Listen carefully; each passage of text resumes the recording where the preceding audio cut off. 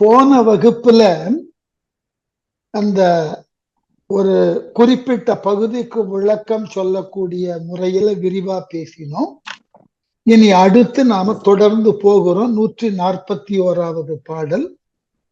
சந்திப்பது நந்தி தன் திருத்தாளினை, சிந்திப்பது நந்தி செய்ய திருமேனி, வந்திப்பது நந்தி நாமம் என் வாய்மையால், புந்திக்குள் நிற்பது நந்தி போதமே.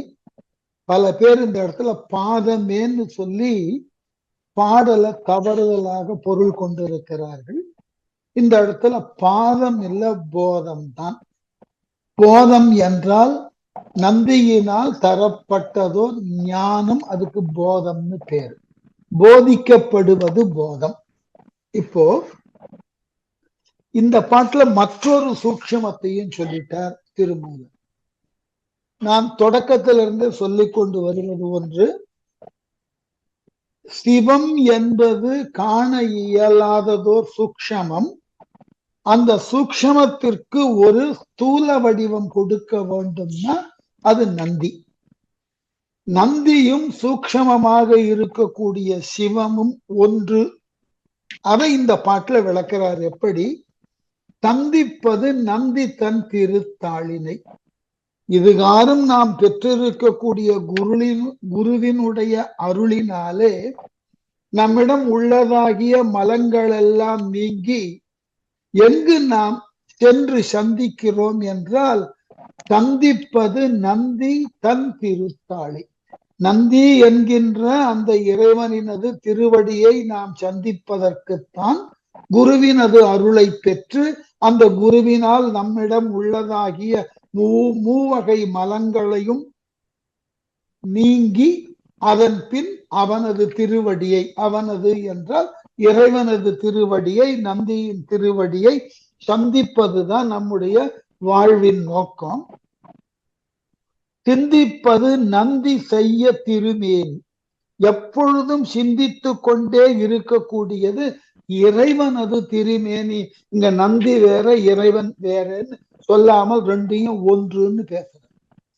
அந்த சிந்தித்து கொண்டே இருப்பது இறைவனது திருமேனியை தான்.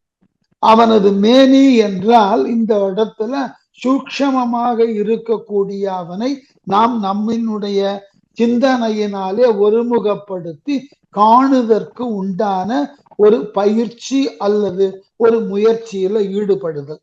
ஆகவே சிந்திப்பது நந்தி செய்ய திருமேனி, வந்திப்பது நந்தி நாமம் என் வாய்மையால். என் வாய்மையால்னா நான் உணர்ந்து கொண்ட உண்மையான பக்தியினால். இந்த இடத்துல வாய்மைன்னா உண்மை.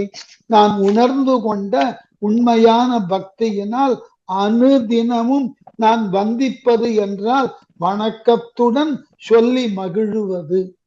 வந்தித்தல் என்றால் வணங்குவதற்காக சொல்லப்படுதல். நான் எதனை சொல்லுகிறேன் என்றால் வந்திப்பது நந்தி நாமம். என்னுடைய வாயினால் நான் உணர்ந்த உண்மையின் பயனால் இடைவிடாது நந்தியினது திருநாமத்தையே சொல்லிக் கொண்டு இருக்க வேண்டும். அவ்வாறு செய்தால் எது போல? நந்தியினுடைய திருமேனியினது திருவடிகளிலே நம்முடைய ஆத்மா சென்று சேரும் என்ற நம்பிக்கையோடு, குருவினது அருளாலே நாம் நம்முடைய மலங்களெல்லாம் நீங்க பெற்று அந்த இறைவனாகிய நந்தியினது திருவடியையே எண்ணிக்கொண்டிருக்கின்ற பொழுது, அந்த திருமேனியையே சிந்தித்து கொண்டிருக்கின்ற பொழுது, இடைவிடாது நந்தி என்கின்ற அந்த இறைவனினது திருநாமாவை நாம் துதித்து கொண்டிருக்கின்ற பொழுது என்ன கிடைக்குமா? புந்திக்குள் நிற்பது நந்தி பொன் போதமே. இந்த இடத்துல பொன்னுன்னு வந்ததனால பல அடியவர்கள் பாதம்னு எழுத தொடங்கினார்கள். அது பொன் என்றால் ஒளிரக்கூடிய, போதம் என்றால் இறைவனால் தந்தருள பெற்ற ஞானம். அதுதான் என் புத்திக்குள் இடைவிடாது இருந்து கொண்டு இருக்க வேண்டியது. ஆகவே எல்லாம் நந்தியாக நாம் சொல்லப்படுவன எல்லாம் நந்தியின் புகழாக நாம் சிந்திப்பது எல்லாம் நந்தியினது திருமேனியாக இருந்தால் நம்முடைய சிந்தனையினுள் நம்முடைய புத்தியினுள் இடைவிடாது நீக்கமர நிறைந்திருப்பது யார் என்றால் அந்த நந்தியினால் அருள பெற்ற போதம்தான். போதம் என்பது ஞானம். ஆகவே நந்தி நமக்கு அருளின அந்த ஞானம்தான் நம்மை நல்வழிப்படுத்தும். அந்த ஞானத்தை இடைவிடாது நாம் சிந்தித்திருந்தாக வேண்டும். சரி, இவ்வாறு இந்த ஞானத்தை இடைவிடாது சிந்திப்பதினால் இந்த உள்ளத்தின் கண்ணே அந்த போதத்தை இடைவிடாது கொண்டு ஒழுகுவதினால் என்ன நன்மை? அடுத்த பாடல்ல சொன்னார், போதம் தரும் எங்கள் புண்ணிய நந்தியை. இந்த பாட்டுல ஒரு சின்ன சூட்சமம் இருக்கிறது, பார்ப்போம். போதம் தரும் எங்கள் புண்ணிய நந்தியை போதம் தனில் வைத்து புண்ணியர் ஆயினர். நாதன் நடந்தால் நயனம் களி கூற வேதம் துதித்திட போய் அடைந்தார் விண்ணே. இப்போ ஒரு கேள்வி என்ன கேட்கிறாருங்க, ரொம்ப அழகான விளக்கமா. நந்தியினது போதம் என்னுடைய சிந்தையினுள் இடைவிடாது இருப்பதாக இருந்தால், என் புந்தியினுள், புத்தி என்பது புந்தின்னு சொல்லுதல் மரபு, என் புத்தியினுள்ளே நந்தியினது போதம் இடைவிடாது இருந்தால் என்ன ஆகும்? போகம் தரும் எங்கள் புண்ணிய நந்தியை. அப்ப நந்தியினால் உபதேசிக்கப்பட்ட அந்த சிவஞானம் என்கின்ற போதத்தை எவன் ஒருவன் இடைவிடாது சிந்தித்துக் கொண்டிருக்கிறானோ அவ்வாறு சிந்தித்துக் கொண்டிருப்பவன் நந்தியை சென்று அடைதற்கு உரிய வாய்ப்பை, அந்த நந்தியாக இவன் மாறக்கூடிய தன்மையை பெறுவான். இதற்கு இலக்கியங்கள்ல வேடிக்கையான உதாரணம் சொல்லுவார்கள். கரிய நிறமுடைய காக்கை பொன்மலையின் அருகே பறந்ததினால் தன்னுடைய கரிய நிறத்தை இழந்து பொன் ஒளி பெற்றது போல், அதுபோல நந்தியினை இடைவிடாது நாம் சிந்தித்து சிந்தித்து நந்தியினால் சொல்லப்பட்ட போதத்தை நம் உள்ளத்தின் உள்ளே இருத்தி வைக்க பழகி விட்டோம்னு சொன்னா என்னாகும்? நாளடைவில் நாம் நம்முடைய புண்ணியங்களுக்கு எல்லாம் அதிபதியான நந்தியை நாம் சென்று அடையலாம். நந்தியினால் உபதேசிக்கப்பட்ட போதத்தை நாம் உணர நாளடைவில் நாமே நந்தியாக மாறலாம்.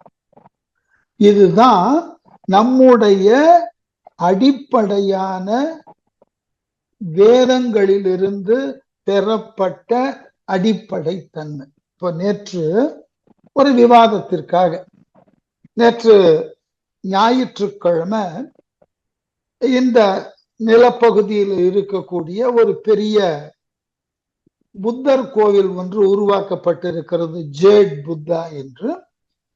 அது உலக சமாதான மையம் என்று சொல்லி அங்க மிகப்பெரிய புத்தர் ஆலயம் இருக்கு, அங்க போய் பார்க்கலாம் என்று போயிருந்தோம். போகின்ற வழியில என்னுடைய மகள் இயல்பா ஒரு கேள்வி கேட்டார்கள். நம்முடைய சனாதனத்தை மதம் என்று சொல்லுவது இல்லை, ஆனால் மற்றைய பிரிவுகளாக இருக்கக்கூடிய புத்தம், சமணம் இவைகளை மதம் என்று ஏன் சொல்லுது? இப்ப நான் அவர்களுக்கு விளக்கம் சொன்னேன். மதம் என்பன ஒரு குறிப்பிட்ட கொள்கை, ஒரு வரையறை, இதனை பின்பற்றுவதால் இறையை உணரலாம் என்று விளக்கம் தருவதனால அவைகளெல்லாம் மதங்களாயின. சனாதனத்துல மட்டும் என்ன ஒரு சிறப்புனா, நீ இறைவனை அடைவது என்பதை பற்றி அங்கு ஏதொன்றும் பேசுவதில்லை. வாழ்க்கை முறையில நாம் இவைகளை எல்லாம் கையாண்டு கொண்டோம் என்றால் நாமே இறைவனாக மாற முடியும் என்ற ஒரு நம்பிக்கையை தருவது சனாதனம். நம்மிடம் இருக்கக்கூடிய மிகப்பெரிய பலமே அது. நாம் நமக்கு உரியதாகிய வாழ்க்கையை யார் ஒருவருக்கும் தீமை இல்லாது நம்மால் இயன்றவரை எல்லோருக்கும் இனிமை உடையவராக இருக்க தலைப்படுகின்ற பொழுது மெல்ல மெல்ல நாம் என்ன செய்கிறோம் என்றால் நம்முடைய வினைகள் எல்லாம் நம்மிடமிருந்து விலகி நாம் பரமாத்மாவாக மாறுகிறோம். அதனால இதுக்கு ஒரு கொள்கை கிடையாது. ஏனென்றால் ஒன்றை அடைய வேண்டும் என்றால் தான் நீங்கள் அதற்குண்டான பாதையிலே பயணிக்க வேண்டும். நான் ஒரு ஊருக்கு செல்ல வேண்டும் என்ற எண்ணம் வந்தால் அந்த ஊர் இருக்கக்கூடிய திசையில நான் என் பயணத்தை மேற்கொள்ள வேண்டும். அப்பதான் அந்த ஊரை நான் சென்று அடைய முடியும். அது இலக்கு. ஆனால் இந்த சனாதன தர்மத்துல நீங்கள் எதையும் அடைய வேண்டியது இல்லை. நீங்களாக இருந்து உங்களால் இயன்ற நல்லனவற்றை மேற்கொள்ளுகின்ற பொழுது நீங்கள் இருந்த இடத்திலேயே உங்களுக்கு பரத்தினது அருள் கிடைக்கிறது. ஆகவே நீங்க எந்த முயற்சியும் பண்ண வேண்டாம். எந்த விதமான ஒரு கடுமையான வழிகளில் ஈடுபட வேண்டாம். உங்களால் இயன்ற நன்மையை உங்களால் இயன்ற, அதுதான் பாரதி ஒரு இடத்துல சொல்லுவான் ருஷ்ய புரட்சியில, நிதி மிகுந்தவர் பொற்கு வைத்தாரீர், நிதி குறைந்தவர் காசுகள் தாரீர், அதுவும் மற்றவர் நற்சொல் அருளீர். என்ன காரணம்? உன்னிடம் ஏராளமாக பணம் இருந்ததா? உன்னை நாடி வரக்கூடியவர்களுக்கு இல்லை என்று சொல்லாத அளவினுக்கு எடுத்து வழங்கு. அதுவே இறை தொண்டு. இல்ல மிகுதியான பணம் உன்னிடம் இல்லையா? செல்வம் இல்லையா? எவ்வளவு செல்வம் இருக்கிறது, அதில் எவ்வளவு பிறருக்கு உதவுவதற்கு நீ ஒதுக்கலாம்னா அதற்கு ஏற்றாற் போல உன்னுடைய வாழ்க்கையை நீ நடத்தி பிறருக்கு உதவு. முழுமையுமான செல்வத்தை கொடுப்பவனை போன்றே உன்னால் இயன்றதை கொடுக்கக்கூடிய நிலையில நீ இருந்தாலும் உன்னையும் இறைவன் ஒருவன்மைத்தாக பார்க்கிறான். இவ்வாறு செல்வத்தை கொடுக்கறதுக்கு வாய்ப்பு இல்லையா? நம்மால் இயன்றவரை நற்சொல் அருளுதல், நம்மால் இயன்றவரை இனியவற்றை பேசுதல், ஒருவரது மனம் நோகாமல், அவரது முயற்சிக்கு குந்தகம் விளைவிக்காமல், அவரினது நம்பிக்கையை தளர்வடைய செய்யாமல் நாம் இயல்பாக நல்லனவற்றையே பேசுது. இது போதும். நாம் பாரதி ருஷ்ய புரட்சியில் சொல்லும் போது இது போதும். அதுவும் மற்றவர் நற்சொல் அருளீர். அழகான இடம். நல்ல சொல்ல பேசுங்கன்னு சொல்லல. உன்னை நாடி வரக்கூடியவனுக்கு உன்னால் பேசப்படக்கூடிய நல்ல சொற்கள் அவனுக்கு உண்டான அருளை பெறுவதாக, அவனுக்கு உண்டான அருளை நீ தருவதாக இருக்கும். இதை நீ மேற்கொண்டு விட்டாய் என்றால் தத்துவத்துக்கு இப்ப வந்தா திருமந்திரம் புரியும். என்னவென்று, நீ இந்த செயல்பாடை இடைவிடாது செய்வதனாலேயே அந்த போதம், திருமந்திரத்துல சொல்லப்பட்ட அந்த சிவஞான போதம் என்கின்ற ஒன்று, எல்லா உயிருக்கும் உரியன செய்தல், எல்லா உயிரையும் ஒப்ப பார்த்தல், எல்லா உயிர்களையும் நம்மால் இயன்றவரை தழுவுதல் என்ற நிலையில நீங்கள் இருந்தீர்கள் என்றால் அது உங்களுக்கு புண்ணிய நந்தியை, வார்த்தையை கவனிங்க, போதம் தரும் எங்கள் புண்ணிய நந்தியை, அந்த போதத்தின் வழி நீங்கள் செயல்படுகின்ற பொழுது நீங்கள் நந்தியாக மாற்றப்படுவீர்கள்.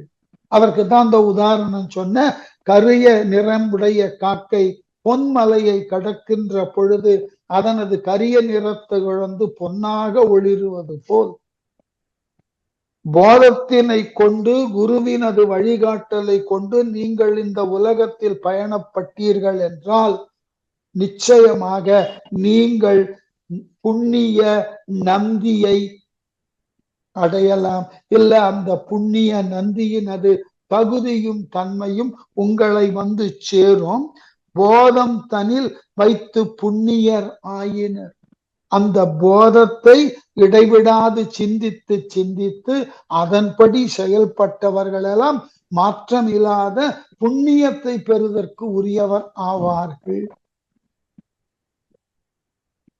இப்ப என்ன நன்மைன்னு கேட்க போனாக்க, இந்த சிவஞான போதமோ மெஞ்ஞான போதமோ அல்லது ஞானிகள் தங்களினுடைய ஞானத்தால் அறிந்தவற்றை ஏனைய உயிர்களுக்கு எடுத்து சொல்லுகின்ற பொழுது அதை அப்படியே நாம் கேட்டு அதன்படி நடக்கிறோம் என்று சொன்னால் இந்த போதத்தினால் நாம் பெறுவது புண்ணியம்.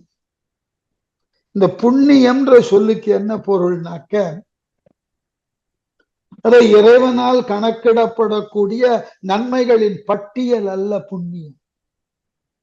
புண்ணியம் என்றால் உங்களினுடைய வாழ்விலே நீங்கள் வாழும் காலத்துல உங்களை சார்ந்த உயிரினங்கள், அது எந்த உயிரினமாகவும் இருக்கலாம், அந்தந்த உயிரினங்களுக்கு உரியன முறையான பாதுகாப்பினையும் உணவினையும் உங்களிடம் உள்ள அன்பினையும் தருகின்ற பொழுது அதனால் விளையக்கூடிய ஒரு ஈவு இருக்கிறது அல்லவா, அதனால் விளையக்கூடிய ஒரு எச்சம், அதுக்கு பேரு புண்ணியம். புண்ணியத்தை பெற வேண்டும் என்பதற்காக பெரிய அளவில் போயிட்டு விழா எடுக்க வேண்டும் என்றோ வேண்டாம். வள்ளுவர் எல்லாத்துக்கும் மேல ஒரு படி போனார். எதிரா புண்ணியம்னு, மனத்து கண் மாசு இளன் ஆதல்ட்டு போயிட்டார். மனத்தின் கண்ணே குற்றம் இல்லாத, இந்த கிராமங்கள்ல ஒரு அழகான சொல்லுவார்கள், கல்மிஷம்னு. மனுஷன் கல்மிஷமே இல்லாத ஆள். அந்த மாதிரி எந்த விதத்திலும் பிறரினுடைய ஆக்கத்தையோ பிறரினது முயற்சியையோ கண்டு பொறாமையோ அல்லது அதனை தடுக்க வேண்டும் என்கின்ற எண்ணமும் இல்லாமல் எல்லோரையும் ஒப்ப தழுவக்கூடிய மனது வந்தது என்றால் அதனால் விளைவது புண்ணியம். வஞ்சகமற்று பொறாமையற்று அழுக்காறு அற்று நம்மால் மேற்கொள்ளப்படக்கூடிய செயல்களினால் நாமும் பயன் பெறுவது போல பிறரும் பயன் பெறுகிறார்கள்னு சொன்னா அதன் விளைவு புண்ணியம். அவ்வளவுதான். நம்ம என்ன நினைக்கிறோம், இறை வழிபாடு இறைவனுக்கு செய்யக்கூடிய சடங்கியல்களுக்கு உட்பட்டதாகிய வழிபாடுகள்லாம் புண்ணியத்தை தருகின்றன. இல்ல, அவைகள் வழிபாட்டு முறையை உணர்த்துகின்றன, அவ்வளவுதான். சடங்குகள் எல்லாம் வழிபாட்டு முறையை உணர்த்துகின்றன. அந்த சடங்குகளை செய்வதனால் உங்களுக்கு புண்ணியம் வருகிறதா என்றால் இல்லை, நிச்சயமா இல்லை. இப்போ உதாரணம் வேடிக்கையாக சொல்ல வேண்டும் என்றால், என்னை போன்ற கல்லூரியில பணியாற்றக்கூடிய ஆசிரியர் பெருமக்கள் யாரேனும் இந்த உரையில கலந்து கொண்டிருந்தால் அவர்களுக்கு ஒன்று தெரியும். என்னவென்றால், அந்த 3 to 5 ஆண்டினுக்கு ஒரு முறை மைய அரசிலிருந்து ஒரு குழு வந்து ஒரு கல்லூரியை மதிப்பீடு செய்யும். அதுக்கு பேரு அக்ரிடேஷன் பேரு. அவ்வாறு மதிப்பீடு செய்து இந்த நட்சத்திர அந்தஸ்தெல்லாம் கொடுப்பார்கள். இது ஒரு மரபு. இதை ஏன் சொல்லுகிறேன்னாக்க, இந்த மாதிரியான ஒரு மதிப்பீட்டினை ஒரு அமைப்பு தருகிறதுன்னு சொன்னா, அந்த மதிப்பீட்டினை கொண்டு நீங்கள் என்ன செய்கிறீர்கள்னா, அந்த மதிப்பீட்டினால் உங்களை பற்றின தரம் வாய்ந்த ஒரு அறிமுகம் பிறருக்கு கொண்டு செலுத்தப்படுகிறது, அவ்வளவுதான். அந்த மதிப்பீட்டுல உங்களுக்கு உயர் தகுதி கொடுத்ததுனால உடனே உங்களுக்கு உண்டான தலைமை பொறுப்பெல்லாம் கொடுக்கறது கிடையாது. அந்த மதிப்பீட்டுல ஒரு வினா கேட்பார்கள் ஒவ்வொரு பேராசிரியரிடமும். நீங்கள் இந்த துறையில இத்தகையதாகிய பட்டப்படிப்பையும் அதற்கு மேலாகிய முனைவர் பட்டத்தையும் பெற்றதன் பின் நீங்கள் இந்த துறையினை கொண்டு சமூகத்திற்கு என்ன செய்கிறீர்கள்? இது ஒரு முக்கியமான கேள்வி. இல்ல, நான் ஒழுங்காக பாடம் நடத்துவேன், அதற்குதான் ஊதியம் பெறுகிறீர்களேன்னு. எங்களுடைய இந்த பாடத்திட்டத்தை கொண்டு நாங்கள் கற்ற கல்வியை கொண்டு மாணவர்களுக்கு முறையாக பாடம் கற்பிக்கிறோம்னா, இல்ல, அதற்கு உங்களுக்கு ஊதியம் கொடுக்கப்பட்டு விடுகிறது. அதை நான் இங்க கேட்கலன்றாங்க அவங்க. நீங்கள் பெற்ற கல்வி, அதனால் நீங்கள் பெற்ற புகழ், அதனால் உங்களுக்கு ஏற்பட்ட கல்லூரி பணி வாய்ப்பு, அதன் மூலமாக பெறக்கூடிய ஊதியம், இவைகளை கொண்டு நேரடியாக சமூகத்திற்கு நீங்கள் என்ன ஒரு பொறுப்பான குடிமகனாக இருந்து காட்டப் போகிறீர்கள்? இதான் கேள்வி. இதற்கு பல பேருக்கு விடையே தெரியல. என்ன காரணம்னா, கற்ற கல்வி அதனை கொண்டு பணி ஆற்றுதல் என்பதினால் நாம் பெறுவது ஊதியம் முடிஞ்சு போச்சு. செய்த பணிக்கு ஊதியம். ஆனால் கற்ற கல்வியை கொண்டு நீங்கள் வாழக்கூடிய சமூகத்திற்கு வேறு எந்த விதத்தில் நீங்கள் பயனுள்ளவராக இருக்கிறீர்கள்? இப்படி யோசிக்கணுமா வேண்டாமா? யோசிக்கல. இந்த மரபு பழைய காலத்துல எல்லோரும் யோசித்தார்கள். கல்வியை கொண்டு ஒரு நிறுவனத்துல பணியாற்றுதல், அதனால் பெறப்படுவது ஊதியம், அதோட முடிஞ்சு போயிடுறது.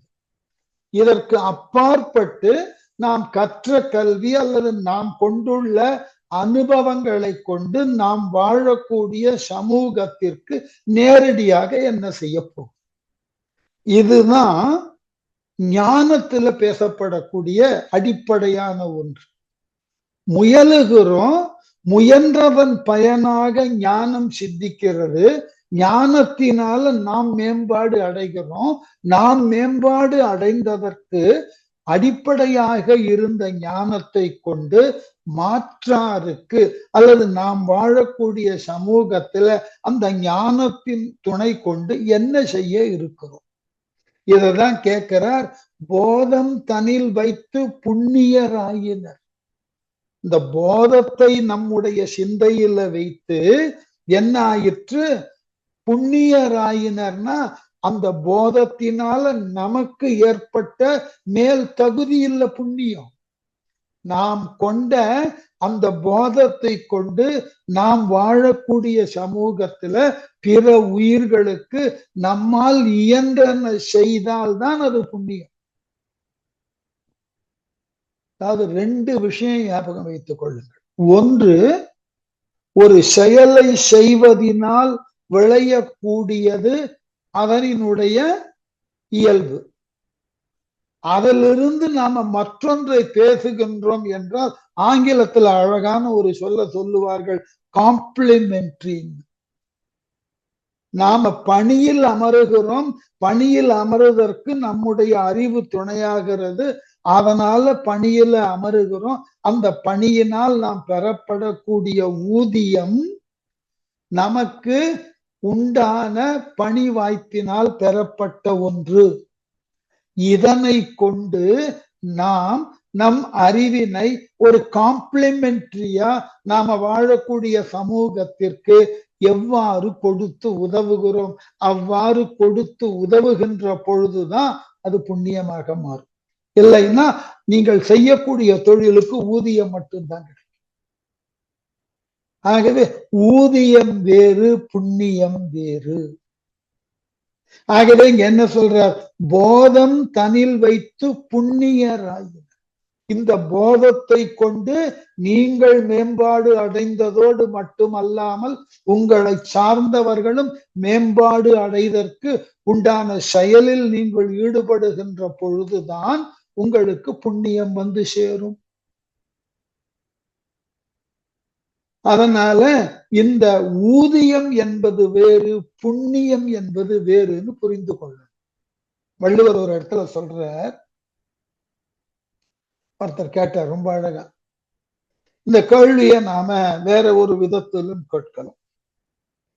இப்ப நாம பிறந்ததிலிருந்து, அதாவது தாயின் வயிற்றுல கருவாக உருக்கொண்ட கணம் தொட்டு நம்ம உடலை விட்டு இந்த உயிரானது பிரிகின்ற அந்த கணம் வரைக்கும் இந்த உடலை நம்முள் இருக்கக்கூடிய உயிர் தான் சுமந்து வருகிறது.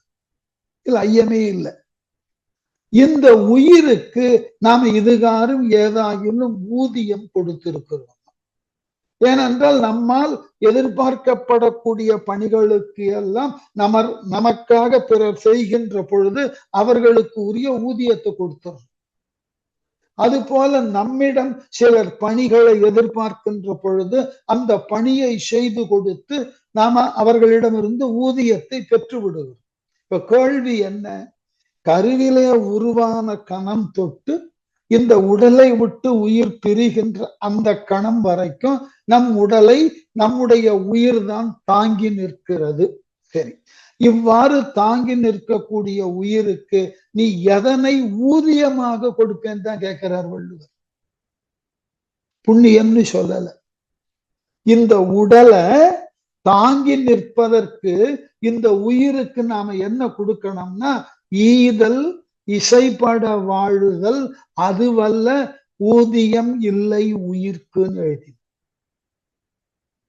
ஈதல்னா நம்மிடம் உண்டான பொருளை பிறருக்கு கொடுப்பதும் அதனால் விளையக்கூடிய இசைப்பட வாழுதலும் இந்த ரெண்டுமே உங்களுக்கு உண்டான உயிருக்கு நீங்கள் தருவதற்கு உண்டான ஊதியம், சம்பளம், புண்ணியம் இல்ல.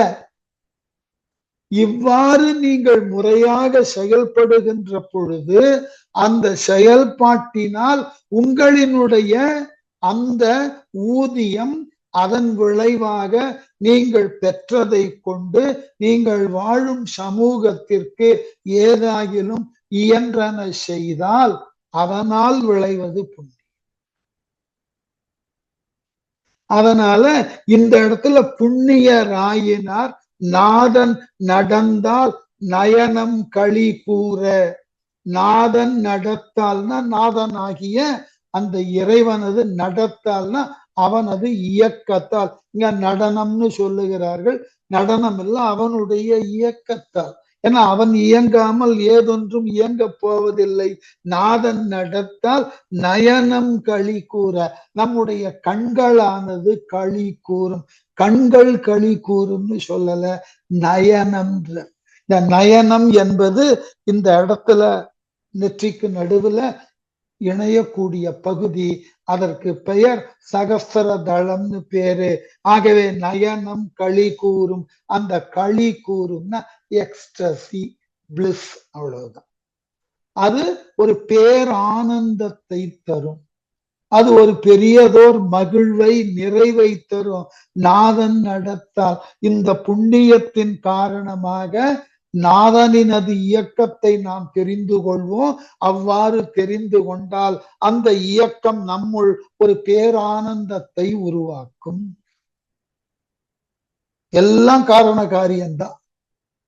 ஆகவே நாம் எவ்வாறு இருக்கிறோமோ அதற்கு ஏற்றதாகியதோர் வாழ்க்கை தான் நமக்கு இருக்குமே ஒழிய நாம் எவ்வாறு இருக்கின்றோமோ அதிலிருந்து வேறுபட்டதாக மாறுபட்ட நிலையில வாழ்க்கை அமைவது இல்லை. ஆகவே நம்முடைய அறிவினால் ஊதியம் பெறுவது ஒரு பக்கம், அந்த பெற்ற அறிவினை கொண்டு புண்ணியத்தை ஈட்ட வேண்டும்.